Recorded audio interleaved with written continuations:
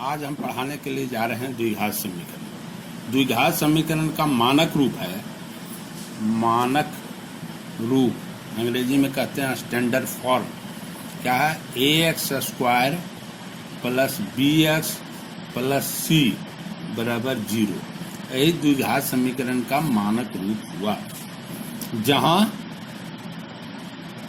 X चर है तथा ए बी सी वास्तविक संख्या है, वास्तविक संख्याएं हैं और ए is not equal to 0।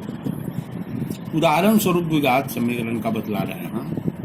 2x square plus x minus 300 बराबर 0। ये भी एक द्विघात समीकरण हुआ। दूसरा हुआ 2x square minus 3x plus 1 बराबर 0। ये भी द्विघात समीकरण का उदाहरण हुआ। 4x minus 3x square plus 2 बराबर 0। ये भी द्विघात समीकरण हुआ। इसमें यही है कि जो घात है वह एक क्रम में सजाया नहीं गया है। ये देख लीजिए, एक माइनस एक्स स्क्वायर प्लस 300 बराबर 0। ये सब जितने भी हैं द्विघात समीकरण का उदाहरण हुआ। ये सब क्या हुआ? द्विघात समीकरण का उदाहरण हुआ। एग्जाम्पल में एक्सरसाइज अब आ जाइए। 4.1 में है क्वेश्चन नंबर 1 का 1 एक्स प्लस 1 का होल स्क्वायर बराबर 2x माइनस 3। क्या यह द्विघात समीकरण है? जांच करके बताइए। अब इसको सिंप्लीफाई करते हैं। X square plus 2x plus 1 बराबर क्या हो गया? 2x minus 6। X square plus 2x plus 1, 2x को इधर भेजते हैं तो 2x, 6 इधर चला जाएगा तो प्लस 6 बराबर 0। तो 2x और 2x कट गया, ये प्लस है ये माइनस कट गया। क्या बच गया? एक्स स्क्वायर प्लस 6 प्लस है 1 प्लस यानी 7 बराबर 0। ये द्विघात समीकरण हुआ। ये द्विघात समीकरण का उदाहरण है। इस तरह से द्विघात समीकरण के बारे में आप देख लिए। फिर क्वेश्चन नंबर 2 का पहला आप देखिए। पहला 2 का दूसरा, दो क्रमागत प्रश्न में है, दो क्रमागत धनात्मक पूर्णांकों का गुणनफल 306 है। तो हमें पूर्णांक भी ज्ञात करना है। द्विघात समीकरण के रूप में लिखना है। तो आइए सबसे पहले इसको द्विघात समीकरण के रूप में लिखने के लिए सीखिए। तो द्विघात समीकरण मान लिया कि धनात्मक पूर्णांक, पहला धनात्मक पूर्णांक, प्रथम धनात्मक पूर्णांक x है तो दूसरा हो जाएगा x प्लस 1। दूसरा x प्लस 1 होगा, क्योंकि हम जानते हैं कि धनात्मक पूर्णांक एक आगे वाला बढ़ जाता है। और प्रश्नानुसार अकॉर्डिंग टू क्वेश्चन दिया हुआ है कि x गुना x plus 1 equal to 306। X square plus x बराबर 306। X square plus x minus 306 बराबर 0। ये द्विघात समीकरण के फॉर्म में ले आए। अब द्विघात समीकरण का जो हल करने की विधि है, उस विधि से हम x का मान निकालेंगे।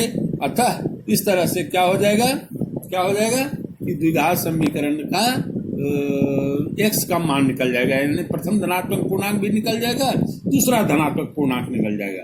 तो हम बतला रहे हैं कि द्विघात समीकरण को 3 विधि से हल करेंगे। पहला विधि है गुणनखंड विधि। पहला विधि क्या है? गुणनखंड विधि, है ना। पहला विधि क्या होता है? गुणनखंड विधि। गुणनखंड विधि। तो गुणनखंड विधि में क्या है कि जब हम एक्सरसाइज कितना है 4.2 में हम जाते हैं का क्वेश्चन नंबर 1, क्वेश्चन नंबर 1 का 1 x square minus 3x minus 10 equal to 0। तो हम क्या देखते हैं? फर्स्ट पद और लास्ट पद में गुना करते हैं। एक्स स्क्वायर गुना माइनस 10 बराबर क्या हो गया -10x²। और बीच वाला पद को हम इस तरह से लिखते हैं कि उसका गुणनफल -10x हो, तो क्या हो गया x² -5x + 2x। तो ये दोनों का हल करने के बाद -3 हो जाएगा, लेकिन दोनों का गुणनफल करने के बाद -10x² होना चाहिए, तब आ गया 0। अब जोड़ा लगा दिए, जोड़ा में से x का कॉमन ले लेते हैं, x यहाँ ये दोनों में से कॉमन लेते हैं, तो x यहाँ बच गया, यहाँ क्या बच गया 5 + 2 यहाँ कॉमन लेते हैं, तो x -5। अब देखते हैं ये दोनों जगह है x -5 और x + 2, x बचा यहाँ 2 बचा बराबर 0। शायद ये सब आप गुणनखंड विधि से हल करने के लिए क्लास 9th और 8 में सीख चुके हैं। तो 2x -5 इंटू x + 2 बराबर 0 हो गया। आइदर x -5 बराबर 0 होगा, इसलिए क्या होगा दैट इम्प्लाइज x बराबर 5। x का मान आ गया 5। यदि e होगा 0, x + 2 बराबर 0, क्योंकि दोनों का गुणनफल 0 है, इसका मतलब चाहे e 0 या दोनों 0। यदि e 0 हो गया तब x का मान 5 हो गया, e 0 हो गया x का मान -2 हो गया। अतः हम कहेंगे x का जो वैल्यू आ गया 5 और -2। ये जो हल किए द्विघात समीकरण को, इस विधि को हम क्या कहते हैं गुणनखंड विधि।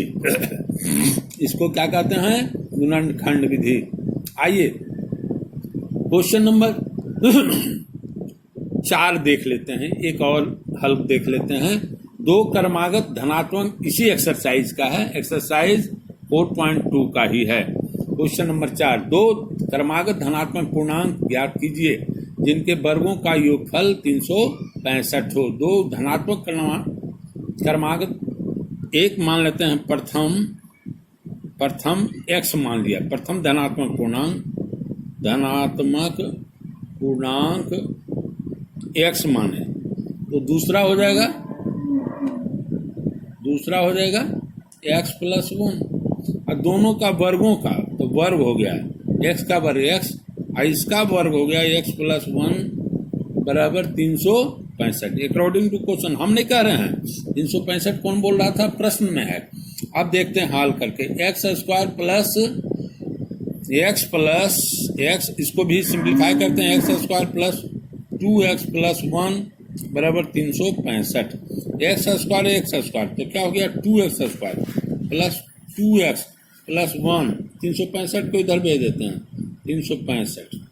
अब 2x² + 2x, 365 में से 1 गया बराबर क्या होगा 364 बराबर 0। 2 कॉमन ले लीजिए, x² + x मान 365 में 364 में लेते हैं 2, तो क्या हो गया 182। अब 2 को इधर ले जाएंगे तो 2 इधर भागा पड़ेगा अर्थात 0। इस तरह से हम देखते हैं x² + x + x -182 बराबर 0 हो गया। हम क्या देखें, ये द्विघात फॉर्म में आ गया। अब इसका हल हम गुणनखंड विधि से करना चाह रहे हैं, तो शुरू वाला और लास्ट वाला का गुना करते हैं, तो -182x²। अब हम बीच वाला को इस तरह से लिखें, तो कैसे हम इसको लिखने के लिए तरीका बतलाते हैं। 182 का गुणनखंड करेंगे, 9 दूनी 18, 1 दूनी 2 और 7 से 63 91, तो 14 और 13, तो 14 को प्लस कर देते हैं, 13 को माइनस कर देते हैं।